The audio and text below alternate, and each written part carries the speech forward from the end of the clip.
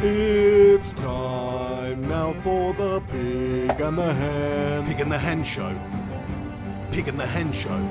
It's time now for the Pig and the Hen Show. Pig and the Hen Show.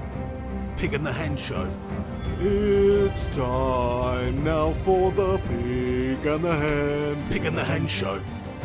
Pig and the Hen Show.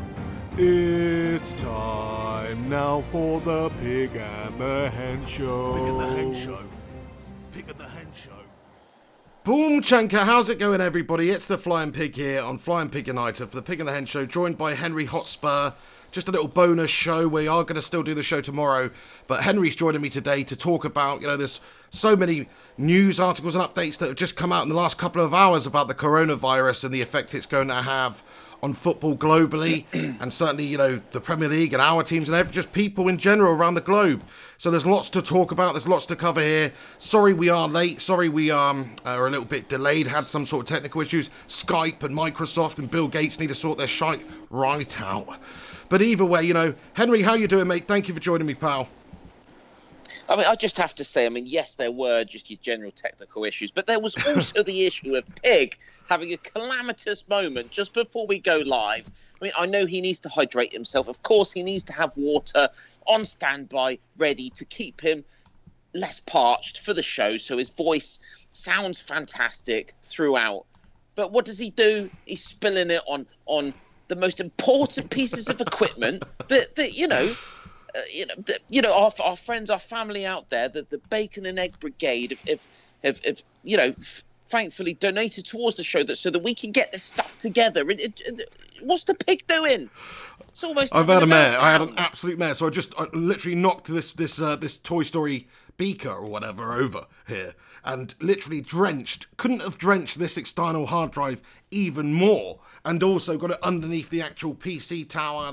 It was a bad situation. I was in panic mode there. But also Skype did shit the bed too. That is in fact true. But that's true. Well, you've managed to contain the situation. The H2O has been contained. It is no longer leaking through and spreading through your electronic equipment. Very true. Yeah, very true. But thank you for joining me, Henry. You're back in China now, aren't you? So you've travelled back to China from Thailand. And everything okay over there, yeah? I flew back. Well, everything's fine. We flew back from Bangkok to Guangzhou on the 8th. It was in the evening. Had lots of turbulence on the plane. It was one of those actually, forget about everything else for a second, but it was just one of them normal Airbus flights where you're coming in for landing and you're going through a bit of a cloudy patch, and suddenly the whole fucking plane is shaking left, right, and centre. My missus is shitting herself. She's grabbing me. Right. She's shaking. It makes me sketch out. My kids on the right of me saying, "Daddy, I'm scared." It was one of them moments where I have to say to the whole family, I have to be the big man, don't I, and say, it's just a bit of turbulence, guys. Don't worry. It's quite normal. But I have to be honest with you. Guys out there, I was shitting my pants. It was one of those moments. Like one of the air hostesses. She's walking down the aisle. Suddenly the plane's shaking. She sits down. I can see her shaking. She puts her belt on, and she's just sitting in a random empty passenger seat. Fucking hell. The plane is supposed to be descending, but at that, after the serious shakes, I could see it was no longer. Let me make sure I've got my battery going here. It was no longer descending. I think it was slightly ascending. So I guess that's just normal and natural. He's probably trying to get away from that turbulent area. I've been looking into this. Turbulence is not one of those things that is going to cause a problem. It's never really going to cause a problem. It's a normal thing to occur, but it's very scary when it happens.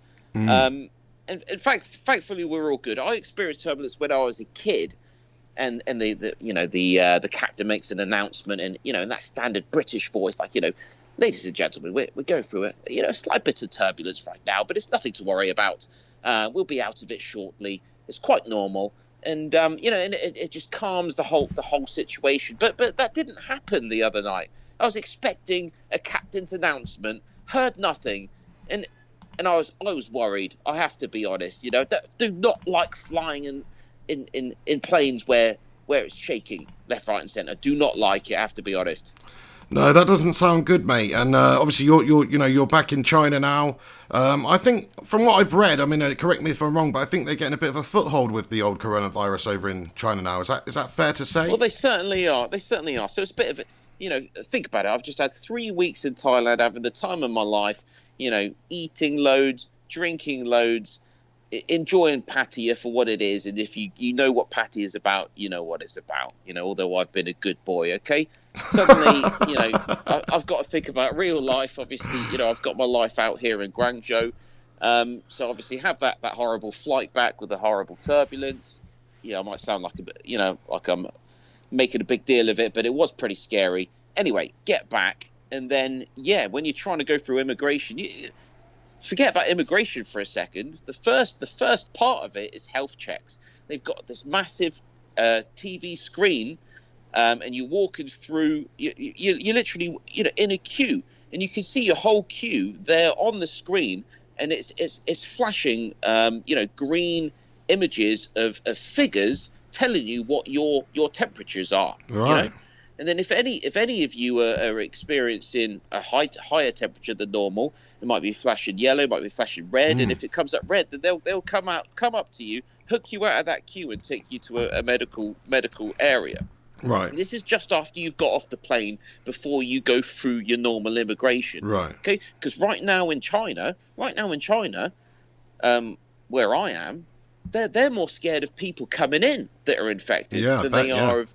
That's how it feels, rather than people that are just generally infected here. That's how much of a global problem this is right now. Thankfully, me and my family, we weren't displaying high temperatures. We were able to get through that part, able to get through immigration, and we're back home. Even when I tried to get back into my living abode, into my little residential area, we were stuck outside for half an hour because we needed to download some kind of app onto our phone to show the guards, show the guys that look after our little area here that that we're all good, that we're not just randomers. Even though we can prove that we live here, that's not good enough anymore. Right. That is how on top of things China is. You cannot do anything without basically proof that you are not infected, according to immigration and health officials, etc. It all comes through your apps on your phones and everything. That's what's happening. Right. Yeah. I mean, it sounds like they are taking, some may say extreme measures, but I don't think they are. I think they're just taking necessary measures to contain it and to stop the spread further. And obviously, most people now who have, who did contract the virus, I believe, have recovered from it in China. Is that correct? Something like 40,000 This is it. I mean, we're looking at 80,000 plus infections from the start in China. This is official stats, remember? Okay. But we're certainly looking at 50,000 plus recovered, if not more than that, off the top of my head.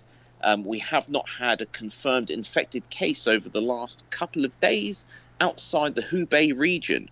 So basically, over the last couple of weeks, it is minimized outside the epicenter, which is Wuhan and is Hubei, and it is continued to go down to the extent where okay. So when I left for Thailand 3 weeks ago, and we were speaking about this on the regular Pig and the Hen show, I was telling everybody I'm out of here. There's infections left, right, and centre on a daily basis in my local area. I don't want to be here right now. I flew to Thailand. Okay, some people might criticize me for that, might think, really, you should have just hunkered down. But I thought, do you know what? I've got kids. I'd rather just go somewhere else where, I can actually go out and live a normal life right now, which I did. Having come back here now, nothing's happened over the last 3 weeks. I was expecting the worst. I was thinking this was going to go exponential where I am, and it hasn't at all. There have been zero cases for the last 2 weeks in my local area. I think the whole entire city of 14 million people plus where I am has had minimal infections over the last 2 or 3 weeks. And I'll be honest with you, it's probably one of the safest places to be in the world right now. It probably is, yeah. I think there's more new cases locally where we live right now. There's been 4 or 5 cases just around my local area. So I think that it's certainly going to become an issue. Italy's got thousands. I think Europe now has more active cases than China.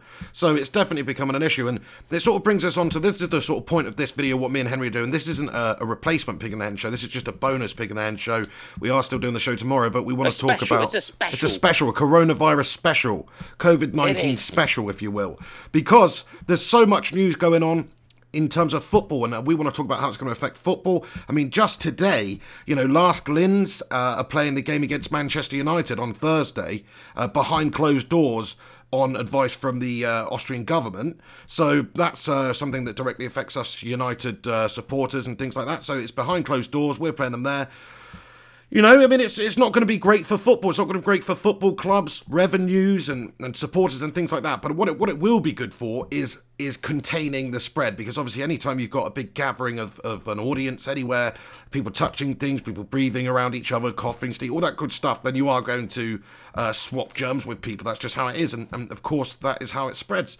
So we don't want to do that, and there's so much other news going on as well, not just United. There's the La Liga have announced that for 2 weeks they're going to be playing all their games behind closed doors, and also the Segunda Liga, and I think Italy suspended Serie A last night entirely for the foreseeable future, because obviously right. Italy does have a ridiculous amount of coronavirus cases currently, and they're struggling to contain it.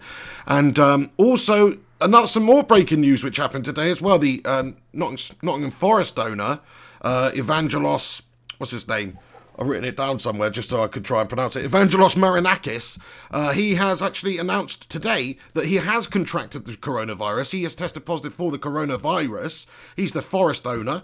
He's gone to the last game a few days ago, attended it against Millwall, obviously unawares, and now he's self-isolating. But that is the problem, people because they just don't know they've got it until somebody tests them and says you've got it, unless they're really experiencing strong illness to go and get the test. I mean, there is a gestation period, like you say, Hen. You're the expert on this. I mean, how long does it take? Could he have feasibly infected lots and lots of people there without knowing about it, or would he be reasonably unwell early on? Okay, so I've said before, and I'll say again, there's a big difference between something like this and SARS. Okay, so SARS back in the day was one of those illnesses where, you're only contagious once you're symptomatic. It was a more deadly virus. If you've got it, then it's not good.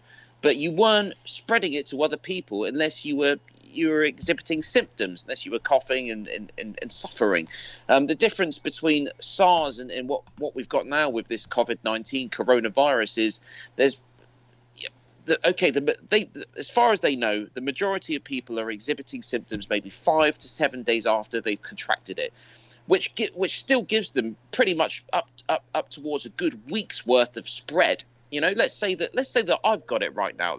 Hope to hell that I don't. Okay, let's say I've just flown back from Thailand. I've picked it up in Thailand or on the flight. Okay, I won't know until another 3, 4, 5 days time.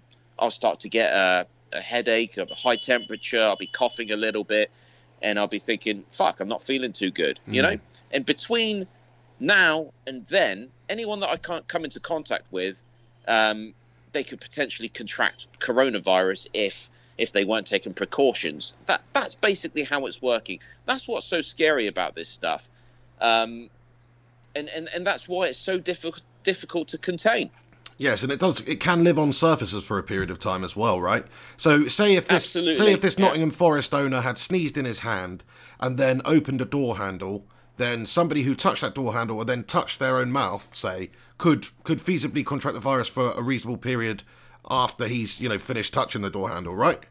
Absolutely. Let's say okay. I mean, I don't think it's going to be seeping through his the sweat on his palm, right? But I think, let's say he's touched his face and he's had a sneeze in his hand, phlegm. He sneezed in his hand, or he's a little bit of spit has gone into his hand, which is completely. I know it sounds disgusting, but it's completely normal and natural. Yeah, that's what everyone does. You cover your mouth when you sneeze. Yeah. I'll ask you this question. Anybody that speaks towards their phone, when the sunlight's on your phone, you are going to see specks of your spit go on your phone screen from time to time. That just happens. That's part of being human being. When you're speaking, bits of spit come out of your mouth. Okay, No one's perfect. That's what happens, right? So yeah, a bit of spit goes in your hand. You touch a door handle. If you are contagious, someone else touches that door handle, then touches their face, which is completely a normal chain of events. That is how the spread is occurring.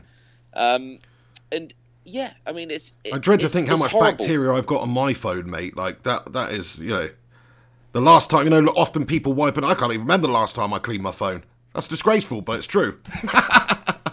Do you know what I mean? Right, well, I'm wiping my phone at the moment. I bet, yeah. Because, just for the fact that, I'm going out and I'm touching my phone with my hands. So I know I'm washing my hands, but I'm worried that I've touched my phone with my hands that might have had something on it. So I need to wipe my phone down, of course, because, there's no point touching my dirty phone with my clean hands if my phone's contaminated, right? Yeah.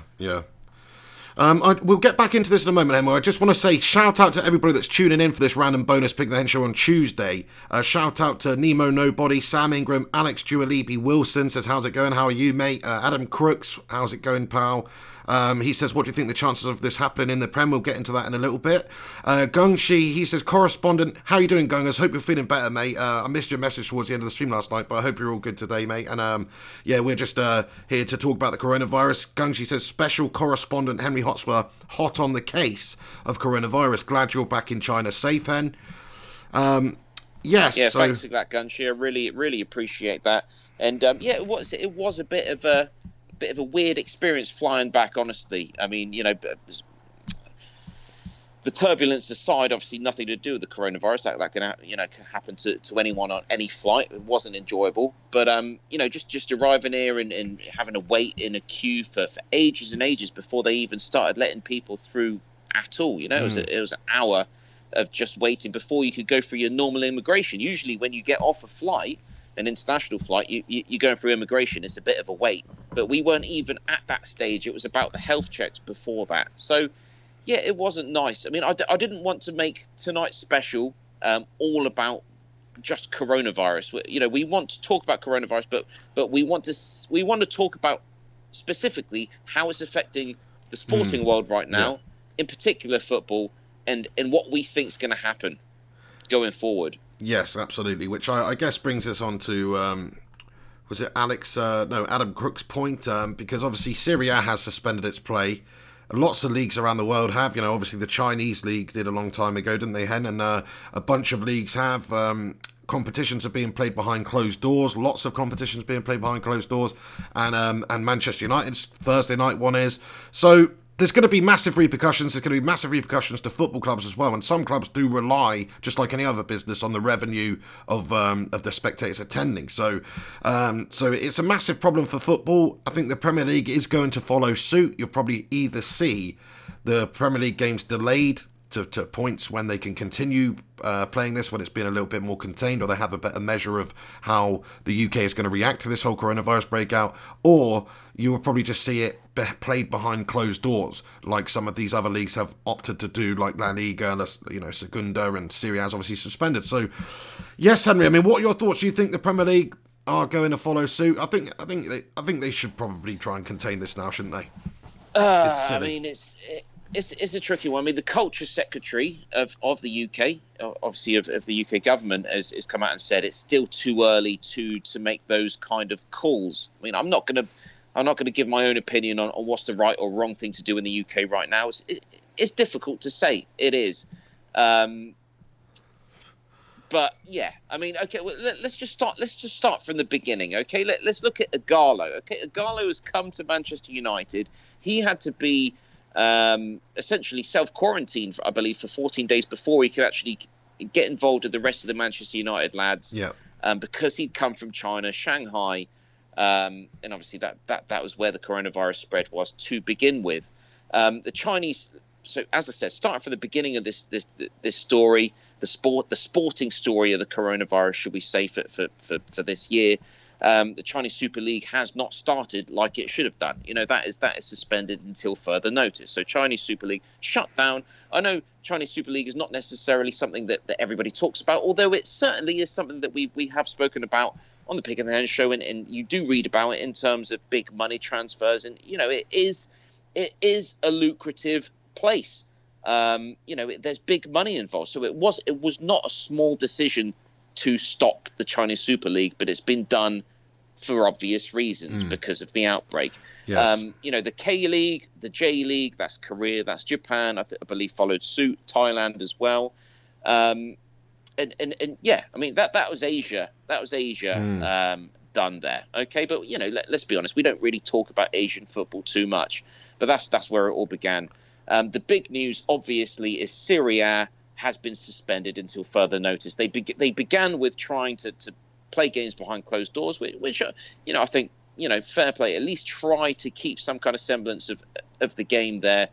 But it's never going to be the same, even if it's televised, without the crowd, without the atmosphere. It's just not football as we know it. It definitely, absolutely takes away so much from the feeling of the game, and that I'm sure the players will not play the same. It's just it's part of football. It's undeniably part of football. So now, yeah, it's suspended indefinitely in Italy. France playing games behind closed doors, multiple Champions League games, Europa League games behind closed doors now. How can you possibly have some games being played like that, some games without? You've just got this complete imbalance, should we say, in European football right now, and the feeling is just not right. I hate it. I love football so much. Pig, you love the football so much, but at the same time, you can't just expect things to go on if there's such a serious. I think it's crazy that we're talking about it, isn't it? It really is. It's crazy, man. It's this is a very serious thing, movie. Henry. Me, I've downplayed it a little bit over the last couple of weeks, and I still don't think it's going to be that bad. But the facts are, it is going to kill thousands of elderly people and some other people as well, but thousands of elderly people in this country and around the world, potentially. So that is the fact. That's the fact, yeah. It could be tens of thousands, it could be just a few more thousand, it could be hundreds of thousands.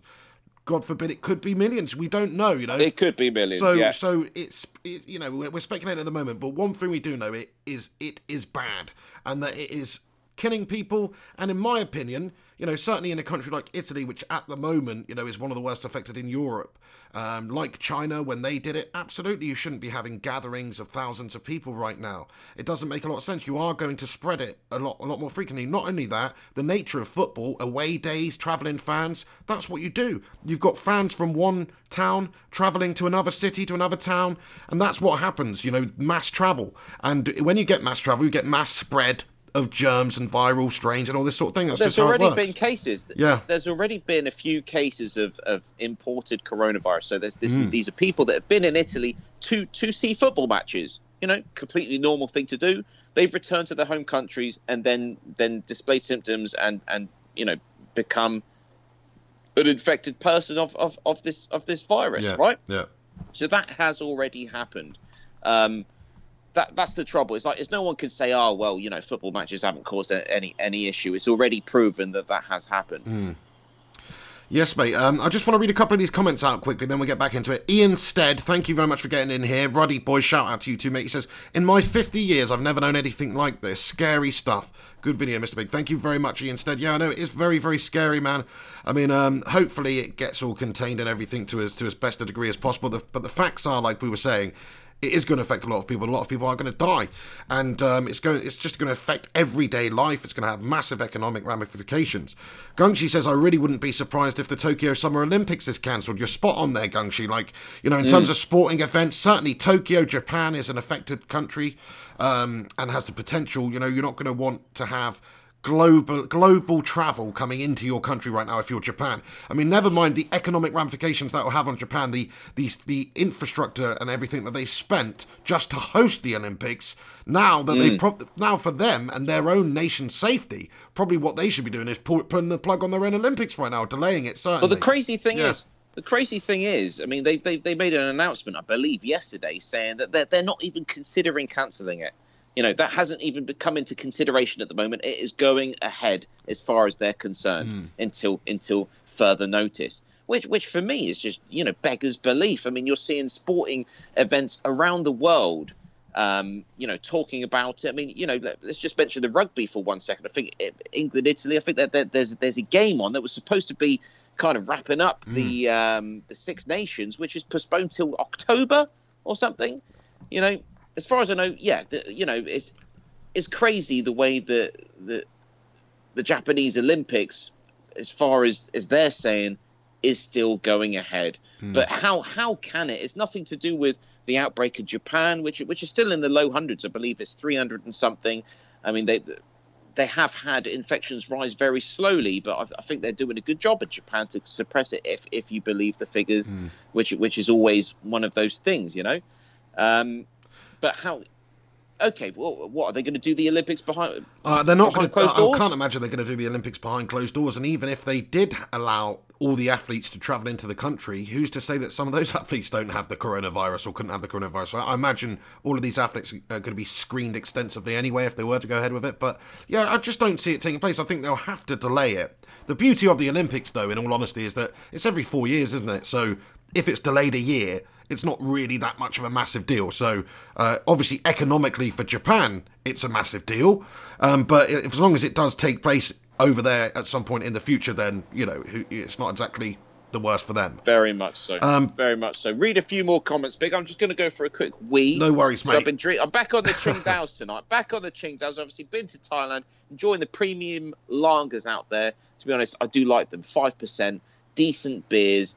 Back in China, you know, Qingdao as an exported beer, 5% premium lager, very tasty. Well, Henry, drinking it in mainland China is kind of, you get the watered down version. I've got the 4.3% bottles, which are okay, but it makes you need to go to the lavatory more often. Well, Henry, just before you go, I just want to say massive shout out to Mr. Hugh, Mr. Gungchi, because he has sent a PayPal donation in with a message for you, Henry, as well. And I just want to say thank you so much there, Gungers, mate. And he says, get in there, Pig and Hen. Get in there, Bacon and Egg Brigade. Good to know you're back in China safe and sound, Hen. But I bet you're missing the singers, lady boys, and all the rest of that wild Pattaya nightlife. Absolutely. In that order. The singers first, then the lady boys, and then the rest of it. Hey, Gungshi, thank you so much for that, pal. Much appreciated, lad. Right, I really need to go to the bathroom. Yeah, now. You go, mate. You go. I'm going to just, I'll get into the comments for a bit here, and then when you get back, we'll talk about some of the other coronavirus news. But yeah, massive shout out to you all for getting in here on this bonus Pig the Hen. Please do us a favour if you're tuning in. Smash a cheeky little thumbs up on this video. It would definitely help us out. If you could give it a share on social media as well right now, that would be awesome. I did tweet it out, so you can always just retweet my tweet or whatever. Shout out to everybody that does that. You're a bunch of bloody legends. Michael Collins comments, Nottingham Forest owner contracted the coronavirus. Yeah, I did see that earlier. That is pretty messed up, and obviously he did go to the previous game. So, yeah, I mean, I think that's, he says Goldbridge must be in bits. Hey, Football with Brownie, how you doing, mate? He says, I was watching footage of Inter fans still outside the ground cheering on their team coach as it approached their stadium. Fair play, yeah. I mean, there's still a lot of diehards out there, I'm sure, and some people, you know, if you don't have the coronavirus, some people may not think it's that much of a concern. If I was in Italy right now, though, I would be a little bit concerned about it. I'm concerned because around my local area there's been a good few cases of it already now. And there has been a couple of deaths in the UK. I think it's elderly people with underlying health concerns. But yeah, it's nothing to, you know, not be concerned about right now. We need to be doing absolutely everything we can, washing our hands. Makes me feel a bit annoyed that I didn't get hold of some decent sort of a face mask or something like that a little while ago. But we'll see what goes on, you know. Can pretty much self-quarantine. That's it. That's what we need to do. That's what this Nottingham Forest guy needs to do now. The problem isn't with this. You just don't know you have it until you're ill. Obviously, you could have infected hundreds of people potentially. Mank Jamie says it's something like Out of 28 Days Later or I Am Legend. I know, yeah, it is pretty scary like that. Ms528 says that Italy is under lockdown. Maybe not quite as bad as 28 Days Later or I Am Legend, to be fair. You know, there's not hordes of zombie mutants or anything ravaging the land, but still, it's obviously not funny. It's not a good thing. Hi Henry, how you doing, mate? I just want to read these major... I heard zombie apocalypse there. Yeah, there's some talks of the apocalypse there. Yeah, dodgy stuff. I Am Legend. People are getting a bit worried, yeah. Walking Dead, etc. I just want to say this at the start, though, Hen. Yeah, it's not that. But I understand why people are thinking in that way. Thousands of people and can also die, so... that kind of mindset, to a certain extent, within reason, you know, as long as you're not being stupid, is the best mindset to have in terms of protecting yourself and protecting your family, right? Don't go crazy. Don't be ridiculous. Don't go to the supermarket and spend your entire savings on pasta, right? Which a lot of people have done. It's already bloody sold out when I went down the shop yesterday. I know, and toilet paper, etc. Yeah. But be prepared for a potential, worst case scenario. It's not just the virus. It's not just people dying. Chances are, if you're a younger person, you're not going to die. This is killing older people, okay? And even the 80-year-old pluses, most of them survive, okay? Yeah. It kills, 15%, roughly speaking, from what I was looking at today, of 80 plus, okay? Yeah. So, chances are even your grandma is probably going to be okay. Yeah, unless she's got a bout, But, fighting off a bout of pneumonia or has some other underlying issue at the time, which some people are going to have, they'll probably be okay. This is it. This is it. Okay, so if me and you, Pig, and 8 of our other mates, one of our nans is going to die, kind of thing. That's what it's like, right? Which is fucking awful. If that affects the whole world, plus a few younger people die as well, it is fucking awful. So many people are going to die. Yes. Right. Yeah. Put that to one side. That's one arm of how bad this shit's going to be. The other arm of it is the economic impact and the nation's government's ability to deal with the crisis, okay, in times of panic, etc. So that's why it is worth making sure you've got a bit of food stock. Look after yourself. Don't be silly. Don't go out. Don't try to get infected, and just try to be as updated as possible with the information. Look at the news. Keep yourself informed, and just be proactive about your decisions. Try to be clever about things. Try to be a human being. Simple as that. Yes, I fully agree, mate. There's going to be some serious ramifications, but everyone just needs to understand that, yes, people are going to die, but if you're looking at the percentages and how many people actually recover from it, it's not going to be a complete global killer. It's just like, I think worst case scenario, like you said, maybe sort of 15% of, 70 plus are going to be wiped out, something like that, maybe around that figure, which is millions. So it's no laughing matter. But yes, I mean, it's not like if you're fit and healthy and you're 25 years old. I'd say worst case scenario is half of what you just said. So it's basically 15% of 50% of that sort of age group is worst case scenario worldwide, which is still millions of people, okay? But that is very much worst case scenario, which will be awful, and the economic repercussions of that will affect us for the next decade. That's what's in store. That's what's in store potentially if we cannot contain this stuff. Yeah. The good thing is it looks like China, if you believe it, which I'll be honest with you, I'll be the first person to say if I think that shit was really hitting the fan out here and the word wasn't getting out. I think potentially Wuhan is a lot worse than what it is. Okay, I'm happy to say that. Fuck it, I'll say it. But the rest of China, bottom line, I know enough people out here, and there's enough of a network out here on local social networking. I don't know anyone that's been infected, right. Where I'm from, right? Yeah. Personally, or even a friend of a friend of a friend of a friend. Okay, so if it was really that bad, surely I would by now. Yes, well, we're all going to start. I think that's going to start to happen. You're going to start to hear friends of a friend being infected and things like that. I do think that is going to start to happen. It's just the nature of it. I mean, like round here, Henry, in Dorset, or certainly, Poole and Bournemouth, this area of the country, now it's got 3 or 4 or 5 cases. In fact, there was a case at the gym that I was a member at in January. So basically, me man got me a month's gym membership for Christmas, which I don't think I actually went once.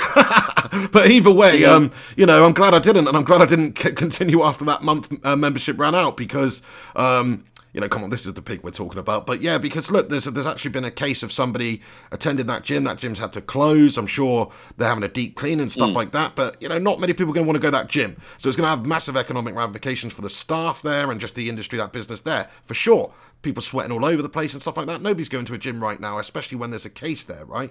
But that's close to my home, we're talking about a couple of miles here, really. So, absolutely, walking distance. If we went for a decent walk, we'd get there, no problem at all. Oh, yeah. From 15 yours, minutes, Pig, yeah, right? whatever, 20 minutes, yeah. So, absolutely. And this was where I was about a month ago, where I'm living here. There was infections popping up here and there in the local vicinity, even one in my actual residential area here. And I made the decision, do you know what? Just in case things get real bad, I'm going to leave the country for a bit. Yeah. 3 weeks later, come back, no infections. Okay, so that's where you are right now, Pig. Yeah. Back in our hometown of Poole and Bournemouth, let's just say it. Things are going to accelerate. What I do know, where I was, or obviously China, they face masks. Everyone's keeping distances. No one was going to work. Until a week and a half ago, pretty much. People started to come back in, but schools have been shut down. It's been taken so seriously. I think China had the advantage because they knew how bad things were in Wuhan, how bad things were in Hubei, the epicenter of it. Yes. They took that. They could see how bad this shit was, and enforced a serious containment program on the rest of the country. My concern is, as you can see from Italy, the EU have come up with these open borders, and you can see the spread in Spain. Spain has suddenly accelerated past Germany and France to 1,000+. Germany and France, obviously, in that same 1,000+ club right now. Switzerland, UK in the hundreds as well, and Belgium and the Netherlands, and there's most of these cases have come from Italy. Yeah. And the problem is right now, if Europe don't get on top of this, if the UK don't get on top of this, and you start to see community spread infections, then it's going to be a serious problem. This is the time right now just to think, do you know what? There needs to be some serious enforcement going on to stop the spread, so that life could go back to normal in a couple of months. Because that's my line of thinking. Mate, I 100% agree. I think the UK government at this moment in time now, when you see what's happening in Italy and some of the other countries around the world, I think they're downplaying the whole situation. I think they should be doing a lot more with borders. I think they should be doing a lot more with tests and quarantines. I think only 22,000 people in the whole UK have been tested at this stage. I could be wrong, but I don't think it's very many people really. And I don't think that's good enough. I think, that... It's more than the USA, as far as I know. Wow, well, that's terrible. Yeah, that is terrible. That's the problem. There's going to be so many people out there that don't even know they have it at this moment in time, that do have it, that are affecting people, and they're not being tested. Really, if the government wanted to do something serious about it, they should impose some sanctions. They should stop Premier League, for instance. As far as I know, until the government does change their stance on it, then the Premier League will continue as normal. And I think they probably will do that over the couple of weeks. But if I was them, I would actually do it now. Just suspend it for a little while. Pick it up again at a later date. Euro 2020. We haven't even talked about that, Henry. The chances of that taking place now are very, very small with the whole coronavirus. Anytime there's mass travel, mass gatherings, it's a terrible, terrible idea with something like this. So if they even think about continuing with that tournament, if they even really think about continuing with the Premier League right now and just allowing 60,000 people to ascend on a stadium coming from all different corners of the country, then they're arseholes as well. And not only that, think about public transport. Like when you go on a bus and you press a button to get off the bus, you have pressed that button. Sure, you could wear gloves, you can wear masks, but some germs are going to get shared around. That's just the nature of it. People coughing and sneezing, whatever. So the amount of people travelling to these places for these gatherings, it just increases the likelihood that everyone, is going to spread it on. So they should stop it. That's a massive... All sporting events right now, I'd rather be safe than sorry. That's how I feel about it. I don't want to scaremonger. I don't want to fearmonger. My stance in it, guys. I've been quite lackadaisical about it, really, over the last few weeks. But if you look at what's happening, you don't want thousands of people to die unnecessarily. Elderly people up and down the country. It's not on. So what we should be doing is simply our utmost to self-contain, to self-isolate. Don't go out. Don't gather around with people. Don't have social situations if you don't need to. If you don't need them. Sure, you need to go out to the shop. You need to get the food in. You need to do all this stuff. Take the precautions, but don't do any unnecessary travel. Don't do any unnecessary social events or anything like that. It's just a bad idea. Yeah, definitely. It's interesting because me and the Pig, we spoke before doing this special show. It was even me saying to the Pig, I said, "Don't worry, I'm not going to go on about the coronavirus. I want to speak about it in terms of in terms of sport right now." But it's very difficult to talk about without just talking about the whole situation because that's how big big a problem it's been. Oh, yeah. I wanted to say, I've got massive respect actually for the owner of Nottingham Forest. As far as I'm aware, he's also the owner of Olympiakos, right, in Greece there. Obviously, he's come out and he said it's infected. As far as I'm aware, obviously, I'm just going from the Sky Sports article. I haven't read anything else into it. But as far as I'm aware, the way the article's written, he's basically saying he's made the decision to come out and say that he's contracted coronavirus. He said, he's feeling okay. He just wants to make people aware that this is what's going on, and everybody should just stay safe, etc. And fair play to it, because if it was his decision to come out and be public, great, because people should know. Yes. There's end of the day, it's not his fault. He's No, that's it. It's not his fault, and he's what he's having to do is he's got to inform the people that I guess he's actually come into contact with as well. It's almost like when if you've got a sexually transmitted disease, you need to let your ex-lovers know about it. He's got to let everyone know. No, but he's got to let everyone know, who's come into close contact with him. They could be fans he's shaking hands with. They could be anybody, So he does have to publicly come out, but he doesn't have to. He could have kept it private. So I see what you're saying. Credit to Evangelos there, because he has obviously come out and publicly said that he's got it, and I hope obviously he does make a full recovery and everything. But yeah, I mean, it's already affecting people within the footballing world. You'll see it more and more. As soon as one professional player as well is diagnosed with this, then I would imagine that all play is going to halt. Like, we haven't even talked about players possibly catching the virus. When you're thinking about coming into contact, it's a physical contact sport. If one person's got it without knowing it, I don't know if clubs are testing for this right now. Probably not. So it's one of those. I know they're not shaking hands with teammates and stuff, but it's not like you can have no physical contact with players out there. Sweat on sweat. You go up for a header. You come up against somebody's body, and you pick up some sweat on you. Who knows? So there's going to be loads of. Well, that's it. I mean, at the moment, any biting or spitting on players, I mean, usually it's an absolute no-no. Yeah. I mean, like right now. It's a complete, absolute. Come on, mate, I know. Isn't it? Well, I put a tweet on my Twitter the other day. That incident where we had that tunnel incident back in the day with Arsenal and Manchester United with Roy Keane and Vieira and Gary Neville and all that business, right? And out in the lineup, Vieira walks past Gary Neville and they shake hands. And Gary Neville just absolutely grips his hand like this and looks at him and just holds it for ages as he's walking by to the last moment when it becomes acceptable to continue to hold that handshake so hard, right? And I was just thinking, if the coronavirus was around right now, then you'd get Gary Neville doing that even more so. Do you know what I mean? Like, he would just be going, it would just be like the camera pans by and he's shaking Vieira's hand. Do you know what I mean? But either way. I've spat on that hand, mate. Yeah. But just quickly, Henry, I just want to say shout out to you all for getting in. There's 85 of you legends tuning in right now for this bonus show. Smack a cheeky like on it. Get your thoughts and opinions in. We will go into the comments a little bit before we end the show. It's not going to be a ridiculously long one tonight. We just want to talk about the effects of the coronavirus in the footballing world and of course, the world at a in a bigger picture. But just quickly, Henry, these are the latest sort of coronavirus updates that I just want to talk to you about. So Slovakia versus Republic of Ireland Euro 2020 playoff is being played behind closed doors. Man United's game against Lask to be played behind closed doors. NFL monitor plans for draft league meetings, so they're having meetings about it. La Liga behind closed doors for 2 weeks. Forest owner coronavirus attended the Millwall game. Barca, Valencia, PSG, Juventus, Champions League ties are playing behind closed doors. Bosnia, Northern Ireland Euro 2020 playoff ticket sales suspended. Miami open to moving forward despite fears. Ramsey may miss Wales game due to lockdown. US leagues close locker rooms amid coronavirus concerns. Cheltenham back hygiene measures. They must have put some measures in place. Ireland players gutted. France game is off. Cancelled. Indian Wells cancelled over coronavirus. Wolves to play Olympiacos behind closed doors. DCMS meet to discuss coronavirus action plan.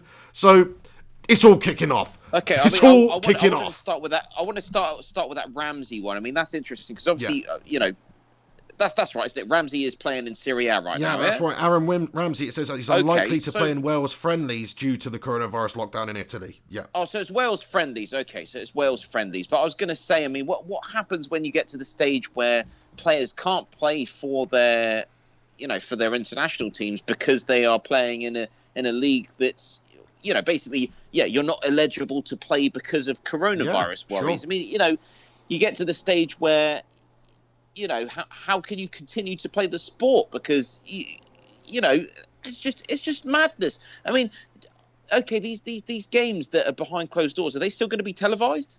Are they all going to be I'd televised? imagine they'll still I'd be imagine televised. they Yeah, they have to be televised. Yeah, But which would be weird if you ever watched a game on TV this had no crowd. I have seen a couple. I mean, I can't remember any first hand. What was that like? I haven't. Yeah, I haven't, it's just there's that no like? atmosphere at all, and the players don't like it either. And it also, depending on what stadium you're at, it can give you a real disadvantage. Like for instance, if we were playing Liverpool away at Anfield and their crowd is going nuts, or and they give their own home side a boost, sure. Take all those people away, it becomes that factor is no longer in there. So it doesn't even make it the same contest in my opinion, because the crowd and the people in attendance does affect football games. Even if it's just a little bit, they definitely do.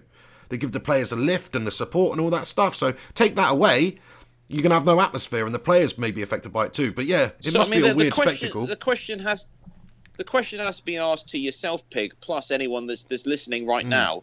Would you put, if the coronavirus continues to, escalate in terms of infections across Europe, which, unfortunately looks like that's what's happening right now, would you prefer to see all European competition in terms of international Euros, in terms of Champions League, Europa League, domestic games, played behind closed doors, but at least we get a result by the end of the season? No one's allowed in the stadiums. It's literally just the managers. Yeah. The media in terms of filming the event, and the players, of course. Or would you prefer to see, that everything cancelled? That's the question. What do you say to that? I know, mate.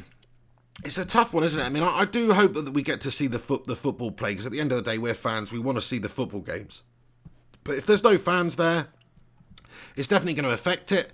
It shouldn't, the fact is, it's the same for everybody, though. If the teams are playing each other, I guess it's not the same for everyone, because if you've got your home crowd there, usually, then that is actually an extra boost. So maybe it's not the same for everyone, but it's definitely going to affect everyone. I think everyone has just got to understand that we have to continue with the Premier League this season. We're not far until the end of the Premier League, but we don't have to have people attending. Or, in all honesty, Hen, now I'm thinking about it, like from a actual outsider point of view, it probably makes a lot more sense just to suspend it for a while until the situation is addressed properly, until we've got a better bearing of where the situation is, how many infections there will be, because at this moment in time, we just don't know.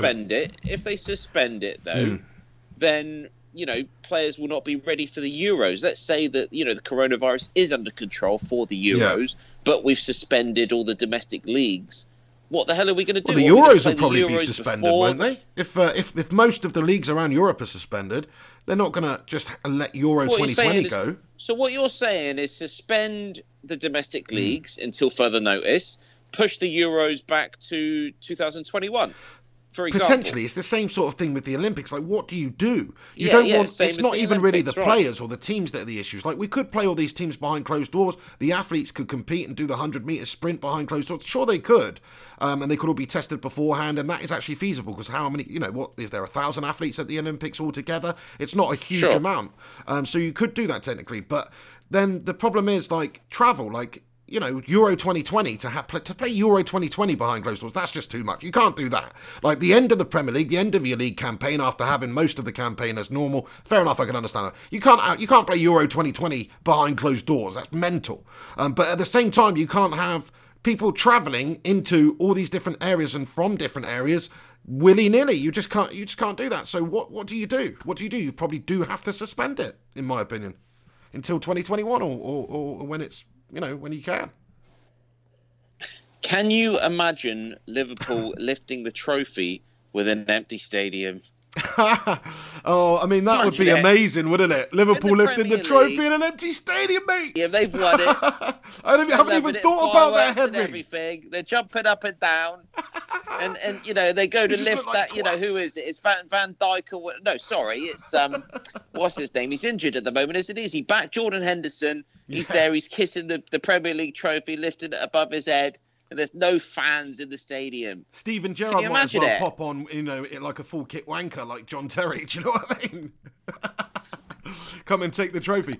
But no, to be fair, Han, I haven't even thought about that. Like, if it's played behind closed doors, forget suspending it. Like, if we continue the Premier League at some point, Liverpool are going to win the Premier League. So they've won the league. But I didn't think about that, having that moment totally ruined. Not being able to lift the trophy in front of your fans at Anfield or wherever. That's awesome. Imagine that. How cringe is that going to be? There's the one silver lining for you, Pig. Out of everything, there's no positives about this virus whatsoever, apart from that particular situation. Apart from seeing Liverpool in an empty stadium with the trophy, yeah, that is it. And they probably won't even be allowed. Yeah, it's not like they're going to have a parade. They're not going to have a trophy parade through the city of Liverpool, are they? With crowds in the streets gathered if there's a coronavirus epidemic on the streets. Come on. Yeah, empty streets, isn't it? They're in their bus, they're loving themselves, and no one's come out. Knowing the Scousers, what they'll do, though, is they'll just wait until the next Premier League season starts proper. And then, we'll have to have some sort of a do, won't we, in front of the fans, surely. They'll probably have there we go. I mean, the other crazy thing that I'm thinking, okay, is if things get real bad, it could get to the stage where, if you're someone that would have bought a ticket to see these Euros or see these big games, then essentially you buy a digital seat. So you're kind of there, and you can voice yourself and be there and spectate from the game. And you've got your own little emoji, or you mean like watching on TV? It's kind of like a virtual. You got like a virtual stadium where you're watching on TV, but you. Who's going to do that? Who's going to pay anything for that? You've paid your ticket so that you've kind of got a seat there that's got like a speaker that's kind of, you can say what you want. So you've got an atmosphere, but it's all fake. I mean, I know that's a little bullshit, bit mate. That's not going to happen. But how much is that going to cost to set up? That's not going to happen, mate. They're going to put virtual reality on every single seat. Come on. Anyway, fair play. Away. No, you're right, though. There's going to be some serious change. We don't know. The fact is, we just don't know at this stage. Like, Euro 2020 may well happen. It may well have fans attending. It may well be suspended, played at a later date. It may well have travel bans. So... there's games. There's games in France that's like limited to like 1,000 fans or so. You've got some games that are they're not completely behind closed doors. They've got like a few fans that are allowed to come. I think that's happening. Yes. It's not the same, though, is it? No, it's not the same. But do you know what the current testing period is to find a positive for coronavirus? Like, if I was to, like, if the Chinese government or whoever were to come around right now and suspect you of the coronavirus and test you, what would be the time period, the turnaround at this moment before they've got that back to a lab to find out, or can they have they got something which is indicating it almost immediately? I'd like to know that, because really you could actually test fans. If it's a quick and easy thing to do. No, that's never going to happen. It takes a long time. You've got to go back to a lab and all sorts. The cost involved would be ridiculous. I mean, the only way to kind of like 90% confirm someone as positive for coronavirus at the moment. And I'm no medical expert. Do not, take my words with a pinch of salt. I'm speculating here. This is just from my memory of what I've read, and I'm not absolutely sure whatsoever. Okay, guys and girls out there. But I think it's a CT scan, not a CT scan. It's a scan of your lungs, right? They're looking at your lungs. Right. If they can see if there's some shit going on, and they can kind of diagnose you like that. But obviously, you need a proper fucking But at this stage, at this moment in time, like, who's to say that in the future they might have some sort of a kit that they're just administering that does highlight it to people on the spot? I mean, I don't know if that's that ridiculous. Maybe. With bodily fluids. Kits, they have testing kits. I know they're not going to have it for a coronavirus right now, but what I'm saying is, if they pull you over at the side of the road and they test you for drugs, like, it tells them immediately you've got that within your system. So you could have something like that they put on your tongue, I don't really know, and it indicates whether you have that strain within your body. I don't think there's it's anything unlikely, like that but I'm saying in the future that could happen, which means that if you were to attend a game, like you say though, Henry, economically, how much that would just it's just going to cost billions to do that. Economically, it's not possible. What you've got to think is you're already not so happy with the amount of people that have been tested in the UK, and it's 20,000 plus, which I think, okay, well, at least they've been testing people. I mean, as far as I know, like a week and a bit ago in the USA, they tested less than 500 people. Okay, right. And you're now looking at 700 plus infections in the USA. They just do not have enough test kits. I don't know what's happening. Trump's come out with some silly tweet yesterday or today, and I'm not usually one to bash Trump. Usually I'm one to kind of defend him, actually, against the mainstream media out there that always seems to have shit to say about Trump. But he's just come out with some quotes saying, compare this to the flu.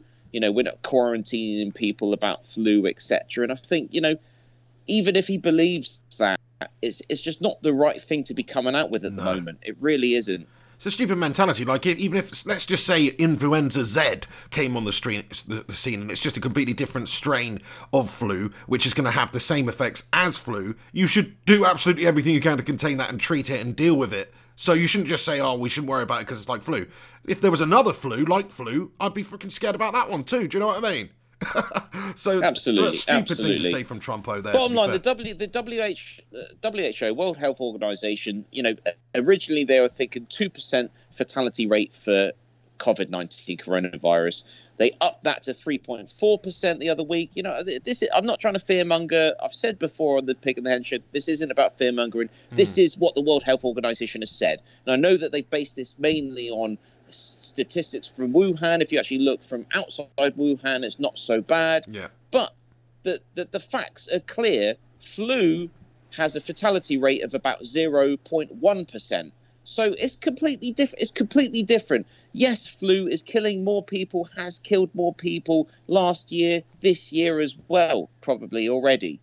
The fact is, the concern and the worry that if this infects a massive percentage of the world, then it is no flu, and that is why you're seeing the mass media representation of this, and the government quarantines and decisions that are being made. And this is why you're not hearing anything else right now. Anyone that says that this is just fucking propaganda, come on, open your eyes. It's not just that. It can't be. I agree. Let's just get into some comments then. Alex the Rinconator says, we don't have enough because Trump's administration cut funding to our CDC 2 years ago. He's completely botched it. Yes. He also said... I'd like to get Rincon on the phone, to be honest, if we could, because he probably knows a lot more with what's going on in the US right now in regards to this, for sure. Are you able to phone in, Rincon, or are you working at the moment, mate? He comments and says the World Health Organization is calculating the fatality rate incorrectly. There's too many factors that go into fatalities to predict it accurately. There's thousands of mild cases that go undetected. So true. Very, very true, yeah. So true. They don't know everybody. So we don't know what's going on yet. We don't. Yeah. We don't. But the thing is, it's gone from 2% to 3.4%, which is not nice. It would have been better if it had gone down in their estimations, Yeah. But as you said, we don't know right now. JP, how you doing, mates? Just dropping in to say hi, Pig and the Hen and all the Bacon Army. Can't stay, but we'll catch up later. Keep it, Phil. Thank you very much there, mate, JP. Thanks for stopping by and getting involved. Ryan Burberspin9, shout out to you. Retro Unlimited, Jutaru, Kuju, Zbad Malday, Illy United, Derek Jason, the Primot, Mohammed Azwan, everybody else. Thank you very much for getting in here today for this random bonus show. Do chuck a cheeky little like on this video and get your thoughts and opinions in quickly. Rincon says I could probably call for a second. Yeah, nice one, Rincon. If you want to call in for a minute, let me just accept. I was going to say, JP, don't forget the egg army, mate. Do you know what I mean? There's an egg army out there too. We're allies. Don't make us go to war, yeah? That's it. But anyway, yes, we won't be taking any other calls today, though. Just a quick call from Rincon because we want to hear, from the area that he's affected, and he obviously does have a lot of insider information on America and the situation there, so it'd be nice to hear a little bit more from Rincon. But yes, just a bonus show today. Much appreciate everybody that's tuning in. Honestly, a bunch of legends. And a massive another shout out as well to Gungers, who's only going to send another cheeky PayPal donation over with a message. Thank you, Gungshi. He says, great to have a bonus Pig and the Hen show tonight. I really needed something to cheer me up today, so thanks, guys. Cheers to all the mighty Bacon and Egg Brigade. And he said Bacon and Egg Brigade there, Hen. That'll please you. I know. Well, there we go. No, yeah, that's it. Say it right. Exactly. But yeah, thank you so much for all your support, Gungers. That's listening. Thanks for all your support, mate. And also, whatever you're feeling low about, mate, I honestly hope you do whatever it is gets resolved, and hopefully we've cheered you up a little bit. Do you know what I mean? Well, of course. I mean, this is the thing. I mean, I don't virus related on.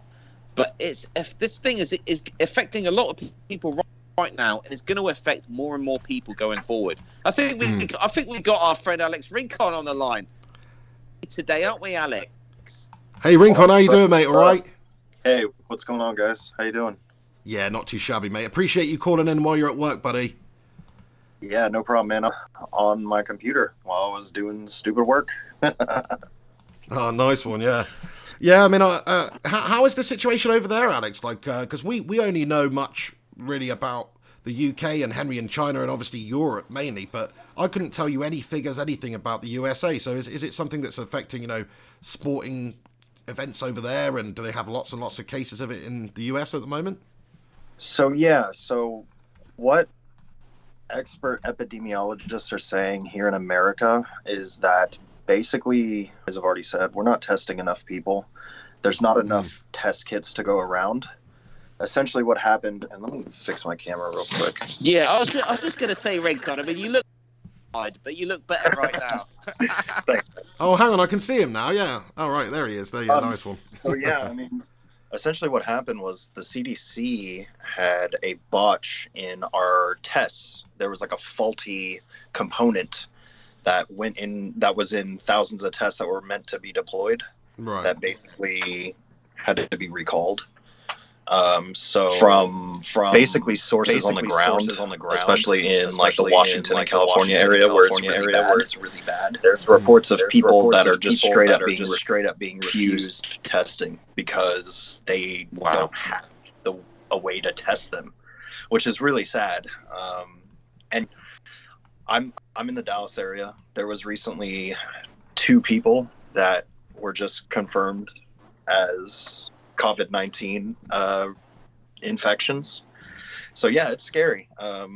Me personally, the government's not really taking this as seriously as they need to be. Mm-hmm. We're not banning public gatherings. We're not banning sporting events. I see a lot of people, especially on like my Facebook and social media and just like friends I know, that aren't taking this seriously whatsoever. They're just blowing it off as, oh, it's just the flu. It's not just the flu. This is something very serious that we need to be taking seriously. I was telling my girlfriend this the other day. This is, in my opinion, the event of our lifetime. This will be something that 50 years from now, if we're still alive, we'll be talking about. This isn't something to be joking about, in my opinion. And with the type of healthcare system we have here in America, where it's private and you have to pay for everything, there's reports of the coronavirus tests being as much as $3,500 just to test. Wow, crikey! I did not know stuff like this. True. Yeah, That's I mean, true. yeah. The average ER visit, I mean, even if you got sick severely with this and you had to go to the hospital, the average ER visit, I mean, just to give you guys some insight, I had an issue back at the beginning of the year where I had to go to the ER and basically had like a simple outpatient procedure. It cost me over $2,500. So, I mean, I can't imagine how much it'll cost if you're actually sick with this virus and you have to stay in the hospital for a few days. Like, it's going to cost Americans tens of thousands of dollars. Yeah, and big time. Yeah, that's just not sustainable. No, and it really concerns me that people aren't taking this seriously. No, I've been saying this. I've been saying this on the Pig and the Hen show for the last few weeks. I mean, this is the event of our lifetime, like you just said there, Rincon. I think this is the biggest thing since the Second World War that will affect the world as we know it. And you can see that from the football. I mean, when have we ever seen football called off like this? We haven't seen football called off like this since the Second World War. So, I mean, it is what it is. I mean, people having to pay for tests in the US. I've heard from actually friends in Germany that, some people have had to pay for tests there. I don't know what's going on now. But the way that China's dealt with it is free tests. It's they're just getting on top of it. Yeah. I'm not trying to be proper pro China right now, but from my understanding, having lived here and seen what's going on, it's, fair play is all I can say right now. Yeah, I can't say anything bad about what I've seen going on here and what I read about what's going on in the US and in Europe. It really worries me. Yeah. I mean, most scientists here in our universities that are experts on virology are saying that there's likely thousands of cases that are going undetected in the United States. For sure. I'm almost 99% certain there's hundreds in the Dallas area where I'm at. They're just not being tested, and this is going to blow up in our face here in a few weeks. Watch this space. Yeah, I think you're right. I mean, like you said that, Alex, we've got a few cases locally to my house right now, and I'm sure there's tens of other cases which probably maybe hundreds, like you say, of people locally here that just don't know they've got it yet, but that do have it. Yeah. If 4 or 5 people have it and they've been going to the gyms and their workplaces and interacting with people, some other people are going to get it. So yeah, no, I just don't think people in America or the UK are actually doing enough about this at the moment. If you look at China, everyone's self-containing. The government are bang on the case. Didn't you say, Henry? You know, you don't have to talk about it if you don't want that you had a visit from authority when you got back or whatever. You don't talk about it if you don't want to. I'm happy to talk about it because bottom line, we flew back from Thailand. We came back to our residential area. Obviously, they've seen that we've just got out of a taxi. We've got our luggage, suitcases, whatever, and I've got two young children. They won't let us in. They won't let us in until they know exactly where we've come from, what the hell's going on. They're saying that we have to get an app on our phone which links in straight to the. What is this? The police that's saying this, or the? No. This is just the guys, right. The guards, the security. Oh, right, okay. That look after my little. But didn't you have a visit from the police as well? No, just to. I did. No, I'll get on to that. Okay, so sorry. What we're supposed to do is Yeah. get this app on our phone, which is linked straight into the national security network, I guess, of China, which indicates exactly, where you're from and what you've been doing, and it tells everybody everything. So we had to download this thing onto our phones. The trouble was, because we've been out of China for a few weeks, we hadn't actually paid for our 4G or whatever, hadn't paid for our phones, and at the time we just could not get either of our phones working. Right. And they were saying, well, basically you're not allowed in unless you can download this app. And I was kind of saying to them, well, what about if we were of old age and we didn't even have phones? And they were kind of saying, well, end of the day, it is what it is. I don't know. They were having to phone their superiors at the time. In the end, they let us in. They said, go in, get the kids to bed, go to sleep. But we're going to phone the police, and you get a visit tomorrow, most probably. Lo and behold, next morning, about 8 a.m. in the morning, knock at the door. You've got a doctor there, you've got a police officer there, all masked up, all hazmated up, checking our temperatures and just taking our information, looking at our phones, just making sure that our phones are all up to date, because basically you just have to kind of toe the line, follow the system. We have to be very nice. I've already seen videos that have been put out there of people that don't listen to what the authorities out here are saying. And if you don't listen to them, they will simply take you away and put you somewhere you don't want to be. Do you know what I mean? That's how on top of things they are out here.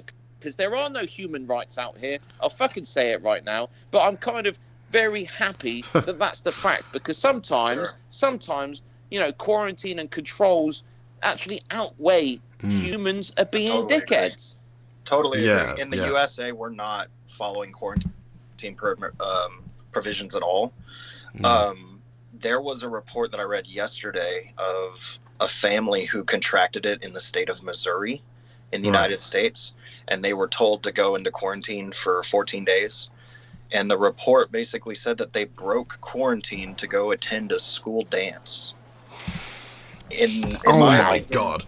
That should actually carry a severe punishment. That's what I mean. People are just being stupid, aren't they? People are just being stupid, man. Like, contain it. Why go? If you had like the Ebola virus, would you go and mix with people? I think people are just playing this down a little bit too much. It is a serious thing. You shouldn't be putting people at risk like that. Well, also, like, as much as I applaud China's measures that they've done, we get a lot of anti-China propaganda here in the United States because the countries don't like each other. But I can sit here and say, as a neutral, objective person looking on the outside in, what China did was remarkable. And I don't think it could be done here in the United States. People love their freedom to move too much. If we tried to implement something like that, society would break down, and in my opinion, I think anarchy would ensue. But it's not just to do with the government. It's to do with the people and the culture. So I mean, what you get in China here is most people are very similar. Actually, everybody that identifies themselves as Chinese, they're all very similar. Very similar people. They all understand how things work out here. They will listen to the authorities, and they will just toe the line. what you get in the West, and in America as well, is you get so many different sorts of people. The culture here is to all question sorts of backgrounds. The culture is the multicultural backgrounds, etc. The people that hate Trump, the people that love Trump. I mean, out here in China, nobody hates what's his name. It's that's just not how it works out here. You can't do that, right? So, that's the people just don't have any respect for authorities. I mean, I understand why a lot of people out there would say, well, that's great. Why should you give yourself over to the government? You should be your own person, human rights, etc., etc., etc. There's a big part of me that completely understands all of those ideologies. But in this type of situation, you just have to toe the line, and it's a two-way thing. It's the government the governments of the West cannot get on top of the people, and the people don't listen in the same respect as what they do in China. That's what we're seeing. Yeah, no, I totally agree. I mean, to be honest with you guys, I'm scared. This is going to turn into something catastrophic in the USA if we don't start implementing measures right now. Yes. Like I said, watch this space here in the next month or so. Cases in the United States jump. Is there cases near you in Dallas then, Alex, as well? Yeah, there is. There was yeah. one recently about a few miles down from me that was just confirmed. A man in his 30s. And about a week ago, they confirmed 5 cops in Dallas have it. Oh, God, yeah. So. What's really scary is the U.S. media is burying a lot of these stories. They're hiding these stories intentionally from the American people. And that is something that really scares me.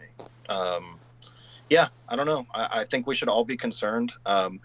If anyone's watching or listening and they're in the United States, my opinion to you is this: wash your hands, carry hand sanitizer with you everywhere you go. Do not touch doorknobs. Do not touch elevator buttons. Do not shake hands. Do not slap hands. Go to work and go home. That's it. No visitors at the house. If the government's not going to protect us, which it seems like they're not based on what Trump is saying, we need to protect ourselves. And that means isolating and keeping yourself and your family safe, really. That's the sensible way to approach, It's just crazy. I never thought in my lifetime. I was telling my girlfriend this the other day. Like, I've been scared of like nuclear war or like another world war or like an asteroid hitting us, but I've never in my lifetime been scared of a virus that would come and wipe out a significant chunk of humanity. And now that's a real threat. I know, it's like all these movies like we were talking about earlier on. Obviously, it's not zombies, but things like the I Am Legend and the 28 Days Later, and where you get ghost towns all across it's like that. It's almost halfway to that at the moment. It has the potential to do that. Could be another Black Plague or something. Obviously, the thing is, though, I mean, if I was in the US, I mean, I don't know if you agree with this, Rincon, but I wouldn't be so scared of contracting the virus and dying. For example, if I was there, it's more the effect on society. So if that many people die, if it really gets out of hand, I've already read that people are stocking up on guns and ammo, etc., etc. If shit hits the fan and for whatever reason food becomes scarce, and God forbid, that happen. I really don't want to see that happen. But virus is not actually the biggest threat to the US. It's the collapse of society. Yes, I totally agree. That is my biggest fear as well, is that society will collapse and it's basically going to turn into martial law and anarchy rule here. And what's funny is I'm not even a big gun guy. I've never owned a gun. I've never shot a gun. And even I am like sitting here thinking maybe I should buy a gun. I mean that's the thing. You definitely want to be on the side of pro guns in this sort of a situation, don't you? You want to have a cabinet full of them. I'm still in awe that like we're even talking about this as a real possibility. It's just a month ago I was leaving China. I'm trying to say on the Pig and the Hen show that this coronavirus is serious. I know. The Pig's been playing devil's advocate. I know. Personally, he's tried to look at things from every angle. But we've had these to and throws. But it seems like shit is hitting the fan. These are the I sort can't of believe the World Health Organization hasn't declared it as a global. Yeah, Are you still there, Hen? Yeah, I mean, these are my so the sort of concerns I have. It's just that, you know, I've got an elderly mother. Everyone's that we know's got elderly parents or grandparents and things like that. And when it actually comes on your doorstep, like now, there's cases in Dallas, there's cases in Paul and Bournemouth, my local area. It does genuinely hit home then, and you just think, well, if you're one of the unlucky ones that does contract it, then you pass it on to a family member and they pass away from it. It's like, that's just going to be one of the most horrific things that can happen to you in your life, you know. Totally. And it's very real. Like, for instance, my missus works in, you know, for a hotel chain. That I'm really concerned about her, because she's dealing with people's rooms and all sorts of stuff that there's people staying at every single night, and they might have something. She's also using public transport all the time. She's got a daughter who goes to school and mixes with other kids whose parents work in whatever workplace with whoever, who knows. So it's like the chances of me getting it, you know, are actually a lot higher than I would like to admit. And then that means that my family members are, it's not all about me, it's just people, you know. Unless you decide to just, you know, not, you know, no sexual contact, innit? But that's not going to happen, is it? Well, that's it. I don't have any hand sanitizer, but I've got plenty of lube. So is that all right? Well, I don't want to change the subject, but you know, Spurs and United play on Sunday, right? Yeah, Spurs United Sunday. We're going live. We're going live. You know, hopefully the coronavirus could just you know, take us a seat back, you know, for that game. Seriously. So that we can have a proper crowd. Me and the Pig, we'll announce it now. I'm on it, Pig. Don't worry. Pig asked me earlier. He said, make sure that I confirm like 24 hours before, because he doesn't want to let the bacon and egg brigade down. But I'm telling you right now, it's going to happen. It's going to be the first, I believe, you know, Pig and the Hen, where it's, you know, we're in you know, other different countries, and we're going to be watching the game together, and it's going to be epic. Yeah, that's going to be awesome. I can't wait for that. Remember, we've got no Kane, no Son, no Bergwijn. You know, we got, you know, do you know what I mean? No hope, mate. No hope. He's not a magician, is he? And we're on form. We just beat City. We're going to destroy you. I feel the same, Alex. Yeah, I do think it's the right time to play Spurs. Like, United are on a high. Bruno, everything's great. Spurs, injury problems. Jose melting, criticising Ndombele's own players. It's imploded at Spurs already. United are playing them. We could smash them 5-0. That's how I feel. I think it'll be close. I think it'll be close. Jose's going to sit back. He always does. I don't know, though. We can see. We'll see. Last time we played Spurs, we got them. We dicked them pretty hard. So yeah, we certainly did. For that City result, you know, just 1 second away from the coronavirus. I mean, that was a good result. To be honest, I didn't see the highlights. I just saw the result, and I shuddered. It made me shudder. It's the only other news article that's made me shudder other than the coronavirus. I did not like to see that you're doing well right now and pulling away from Tottenham Hotspur. It looks like you are certainly closing in on that Champions League spot. Yeah, totally. No, I agree. I think we have a legitimate chance of making top 4 now.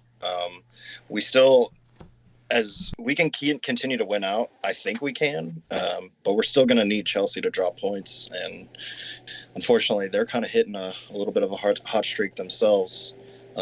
I can't remember who they played at the weekend, but I watched Everton. They destroyed Everton. Yeah, they smashed them up, didn't they? 4-0. That was a team whereas Spurs drew with Burnley 1-1. So yeah, so they're also on good form. Hey, but Hen, I wanted to ask you, give me an objective, honest opinion. What do you think of Bruno Fernandez? Me? Yeah. I think he's brilliant.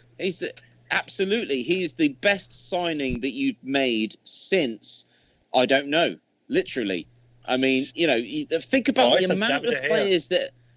Yeah, I'd agree with that, because you think about the amount of players that have come through Manchester United over the last few seasons. I mean, there's been a fair few players. You know, Zlatan was good, but it doesn't compare because that was a short term. That's a short term thing, though. Yeah, I mean, Zlatan.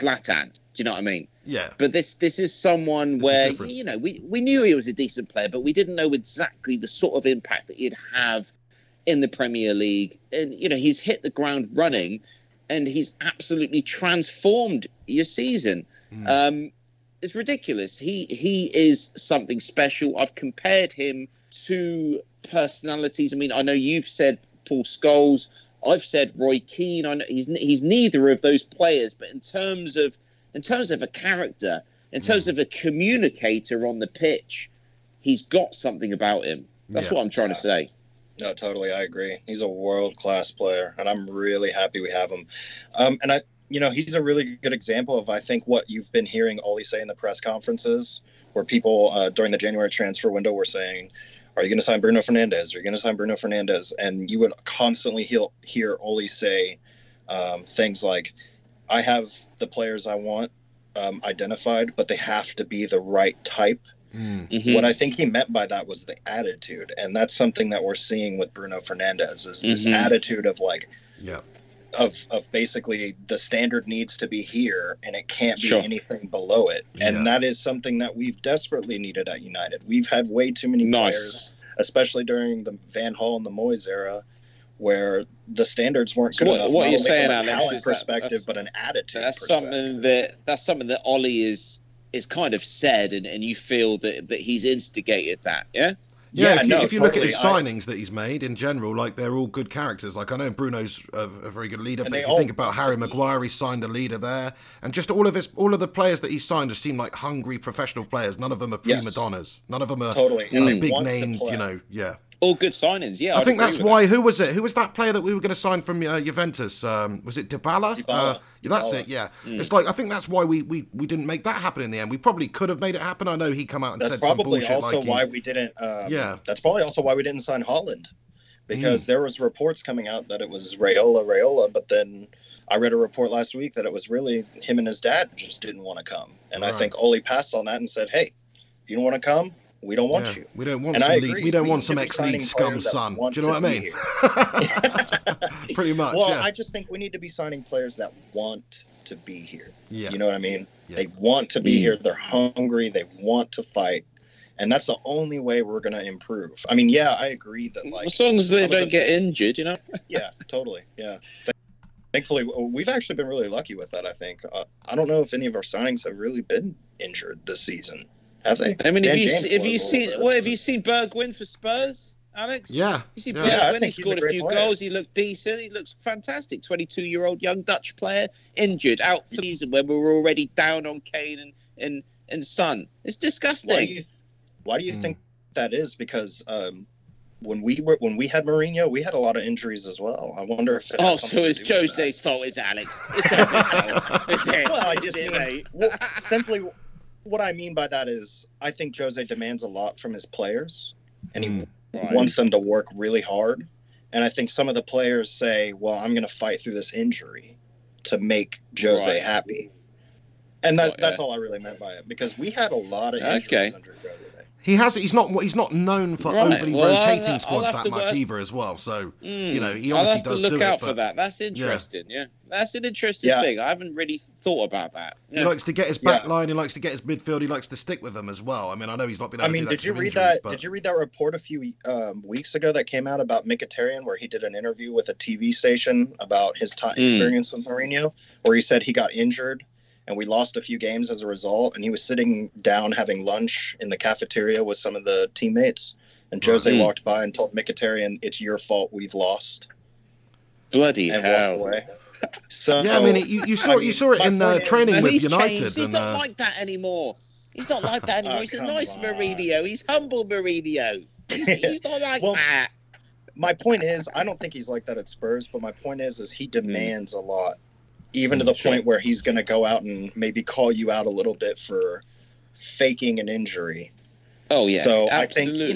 I think, you get that feeling. You get that feeling already from some of his post-match, pre-match, press conferences, where he says, this player comes up to me, he says he's not ready for the game, and he kind of just brushes over it, like he's not making a big deal of it. But listening to it as a fan, you're thinking, well, what the fuck's going on there? Do you know what I mean? Why has Lamela said that he can't handle the game? Man up. Yeah, I You mean, know, he did that's the what same I'm thing with thinking. Luke Shaw, if you remember. Yeah. He did the same Mm. thing where he came out in press conferences and said Luke Shaw can't handle the game. Yeah. And then there was that report where he was sitting on the touchline telling Luke Shaw where to go and what to do. I know. Yeah, he literally said, I have fair to. He enough, said, dear Luke Shaw Rincon. can't do it on his own. I have to stand by the touchline and tell him exactly which move to make. Yeah. You know? Fair enough. And- yeah, and look at Luke He's Shaw. a volatile You did character, warn me Henry. The about problem is with Mourinho. You did warn me. the problem is with Mourinho Hen is we could all see the writing was on the wall when he took over. Whichever club he goes to, he causes problems. He divides the dressing room, and it all ends in tears. Now, I don't know if he'll get the success and the trophies before that happens this time around. He's not had a very good start. It hasn't been that bad, Pig. Hasn't been that bad. Let's not turn it into like let's bash on Spurs. I'm going to go for a wee. You can have your little bash on Spurs moment between you. You know, toss yourself off to that, and when I'm back, we'll talk about serious issues. All right. All right, mate. I actually Nice have to run, Pig. Oh, okay, mate. but Yeah, well, hey, I man, thought I it was a little talking bit to you aware of guys. that I because miss you obviously all. you are working and we've kept you like ages. So really appreciate you getting in here, though, Rincon, mate. Honestly, thanks Yeah, for no getting in problem. here. Thanks for giving us that American insight into the coronavirus and stuff as well. And yeah, we'll catch up. We'll do something with you very soon on the channel anyway, Rincon. It's great speaking to you, and thanks very much for stopping by, pal. Yeah, absolutely, buddy. I'll talk to you later. See ya. Awesome. Enjoy the rest of your day, mate. Thanks, Rincon. See you, mate. Yeah. Bye, man. The legend Alex Rincon, ladies and gentlemen. Thank you very much for getting in here. Shout out to everybody that's still in here and watching this video. Big God Bob, how you doing? Acronatus, Vince, Bruno, Madison, Grealish, I like your name there. Stacey English, how are you? Who else is there in here that I haven't shouted out yet? Mark Sin, how are you doing? The Mark Sininator. He says, afternoon, just woke up. The guy's talking footy. I like it. Yeah, we've only just started talking footy, though. It was about, mainly about the coronavirus, but yeah. Illy United thinks Josie is a clown. Yeah, I think he's just had his day. Gungshi says, what do you think of Jose's comments on Ndombele, Hen? Well, we'll ask him that when he gets back in here, to be fair. I mean, in all honesty, we are actually going to do the Pig and the Hen show tomorrow. This was sort of a bonus one, because obviously Henry's travelled back to China. Henry's very clued up on the coronavirus, because you would be if it was, actually affecting the region that you were living in so much at the start of this happening, over in China where he was. So he's very clued up on it, and we wanted to just talk about all of the major headlines that have just been released today, really. Of course, Serie A was suspended last week, but the news about, the La Liga and the news about games being played behind closed doors, like Man United's game in Austria against Lask, all these sorts of games, and all the repercussions of that, it's all just been released and coming out today. So we are going to do a Pig in the Hen show and get into all of the normal stuff. There will be a melt of the moment, and there will be a nutbag and note and all that stuff, but that will be for tomorrow's show. Today's show, we're just going to be talking about the coronavirus, really. But I will ask him that, though, Gungshi, just to get a quick answer for you, and then tomorrow we'll expand upon the dreariness of Spurs and all that good stuff. Henry Hotspur, mate, just quickly. Just quickly, Gungshi had a little question for you. Just said, what do you think about Jose's comments on Ndombele then? Because we haven't heard from him yet. And I've just said that we'll talk more about it. This is just really a coronavirus special. We will talk more about it tomorrow. But just quickly, what do you think? Well, I mean, to be honest, I'm still at the stage where I think anything that comes out of Jose's mouth, I agree with. I really do. I mean, who is Ndombele for Tottenham Hotspur right now? He's a signing that was made under the Poch era. He's never really had a string of games. Okay, he's always been injured. Jose, to begin with, has said he's not ready. He's still suffering from an injury. He's actually been injured during a game. He couldn't handle the play anymore. And I think enough's enough. I think enough's enough. What Jose has said. As a Spurs fan, I'm watching every game. I'm listening to every pre-match press conference, post-match press conference from Jose. I'm reading everything about what's going on at Tottenham Hotspur. Okay, all that Jose is coming out with now is the truth. That's my take on it. Because bottom line, Ndombele, there's something's not right there.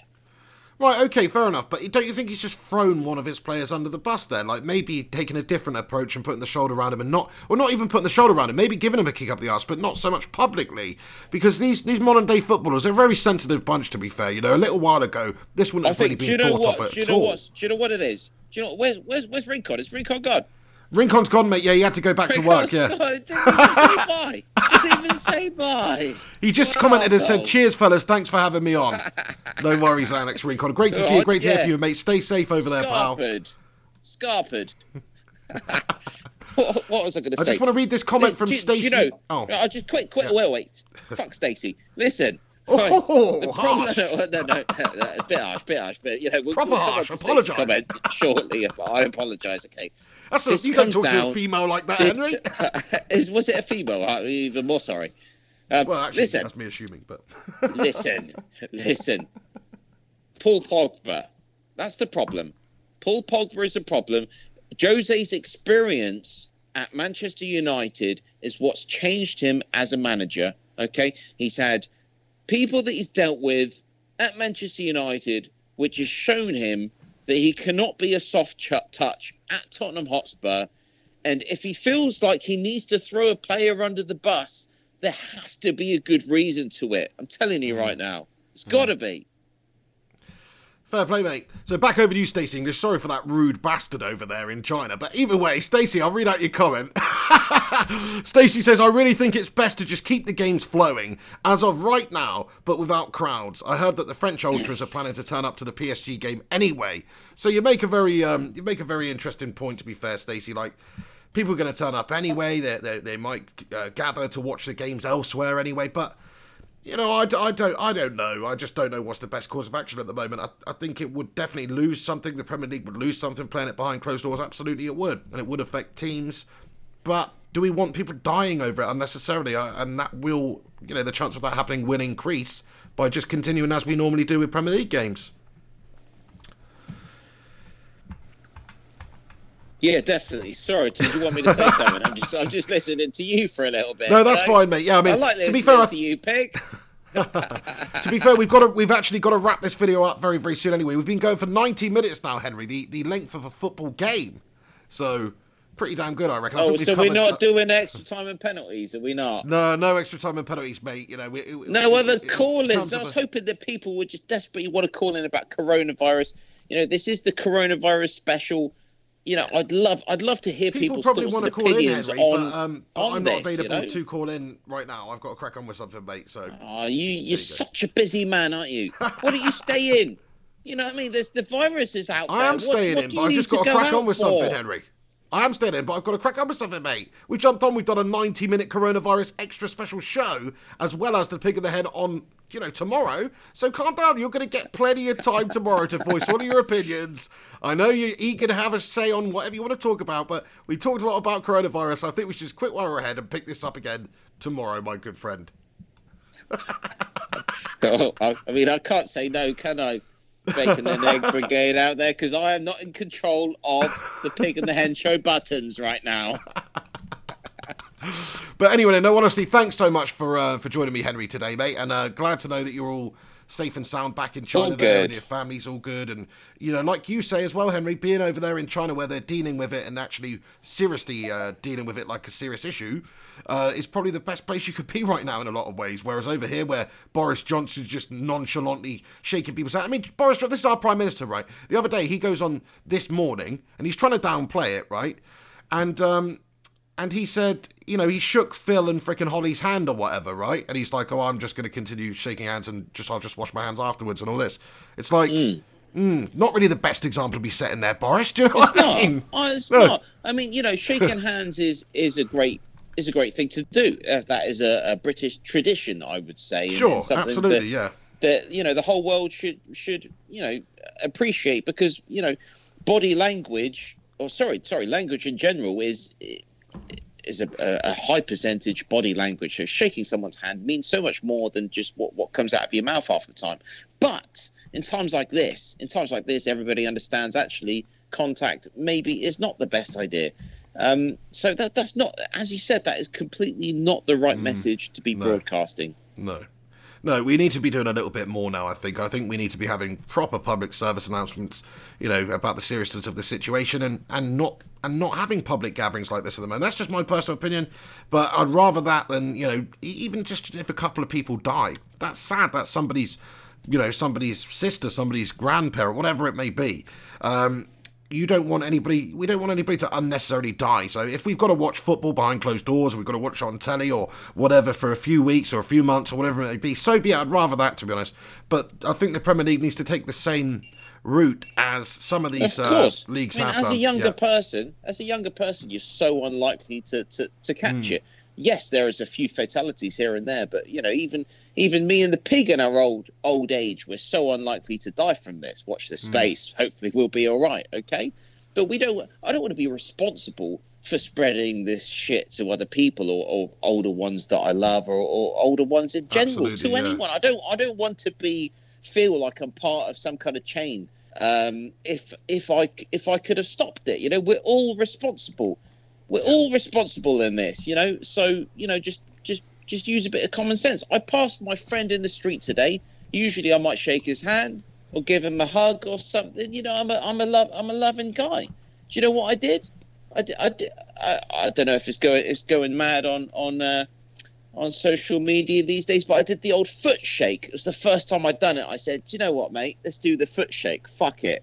Stuck my foot out. He stuck his foot out, and we just touched feet, touched shoes. We did a little shake, yeah, and it made me feel better. Is that a bit weird? Does that sound weird to you? It sounds odd, mate. It sounds unnecessary. It sounds like you're still going to be swapping some sort of germs. Now you've also got the germs from the ground and anything that the shoes have touched. Well, on not your really, body as well. because Nice. I'm not gonna go and lick my shoes, am I? Well, I don't know. I think that's the sort of thing you've been caught doing in the past, mate. Do you know what I mean? No, I never licked my shoes. I've done other things. Well, on not my your shoes, mate, other but we're not going to people's shoes. mention that here. Particularly ladies' shoes.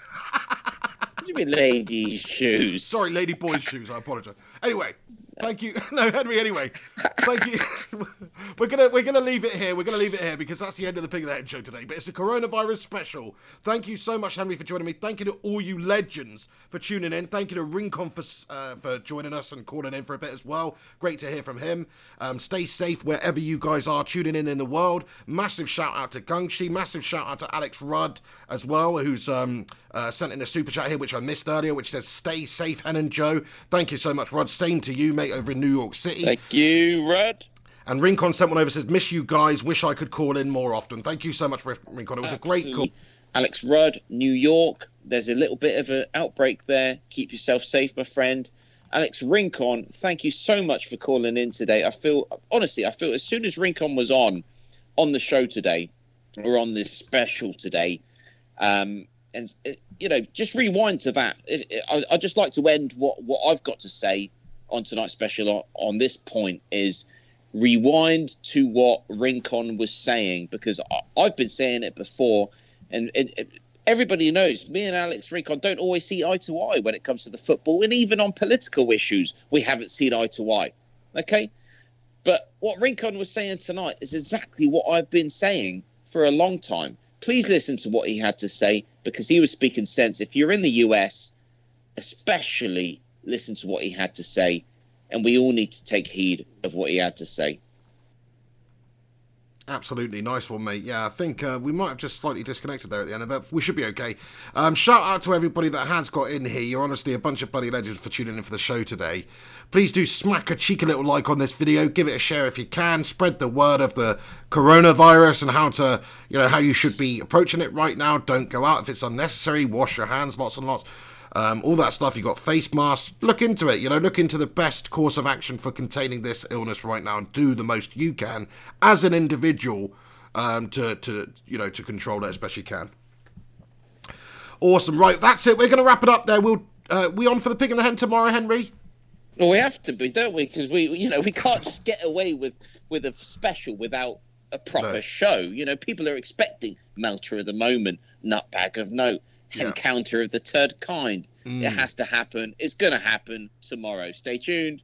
Yeah, and unless there's a lot more news, like the Premier League ban the coronavirus and stuff, the whole point of this coronavirus special is because we don't want to necessarily make the Pig and the Hen show all about the coronavirus, which is what we have been doing lately. And the pig hates me talking about it on the show, so he just, we had to have a special, didn't we?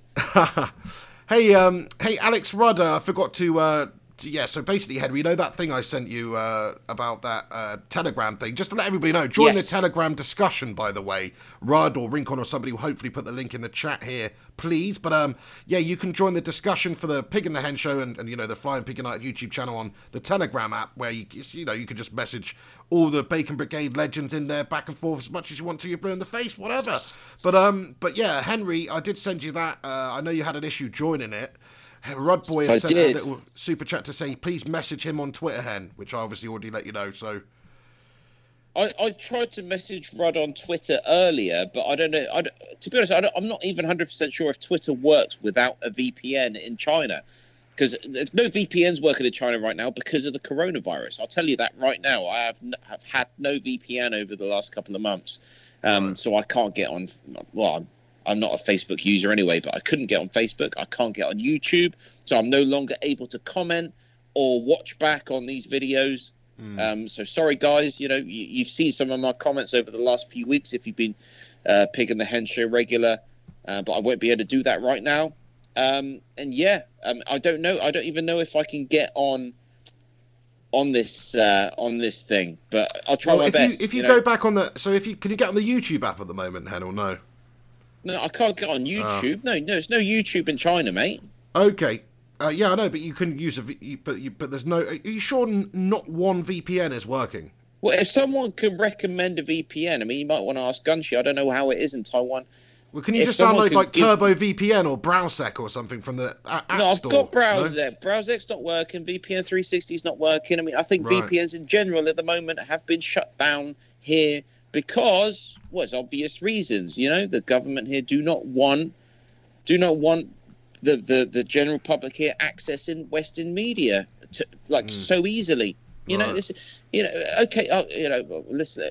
Little snippet of Close Encounters of the Third Kind tomorrow. I don't know if I will cover this. Just save it. I think China's on the recovery, right. But I'll tell you right now, Wuhan, the epicenter, is a ghost city.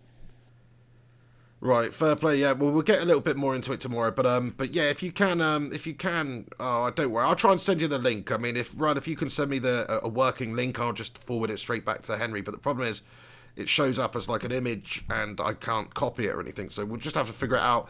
Maybe send me it in a Word file or something. But either way, I will get Henry in there. Thank you so much, Hen, for joining me today. Bunch of legends, all you legends, the Bacon Brigade out there, stay classy. Have a great day. We'll see you tomorrow for the Pig and the Hen show, where we talk about the weekend's football and, of course, any major footballing headlines, which I'm sure there'll be some big stuff to talk about again tomorrow. So tune in. We'll be kicking off around about lunchtime, around about 1 p.m. UK time.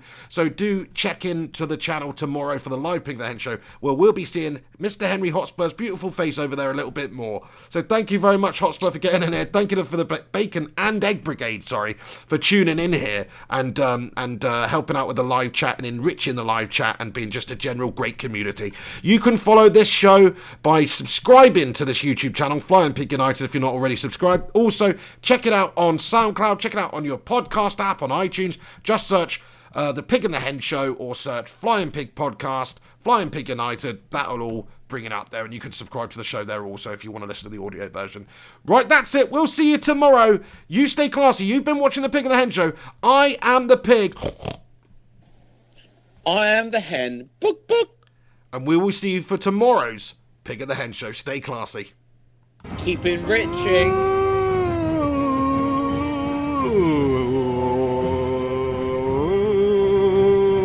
Pig and the Hen.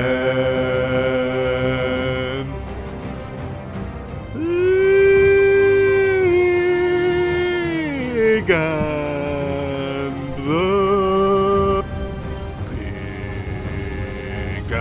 and the Pig and the Hen. Pig and the Hen show. Pig and the Hen show. Pig and the Hen show.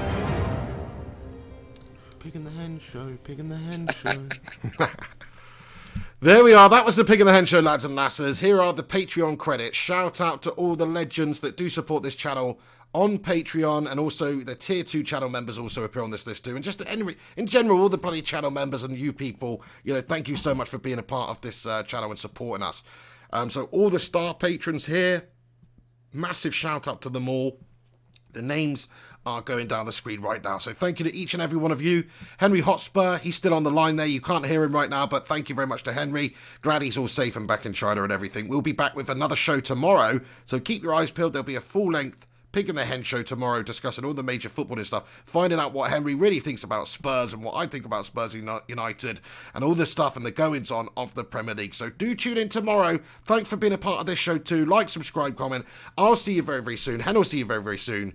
And you stay classy. Come on, United!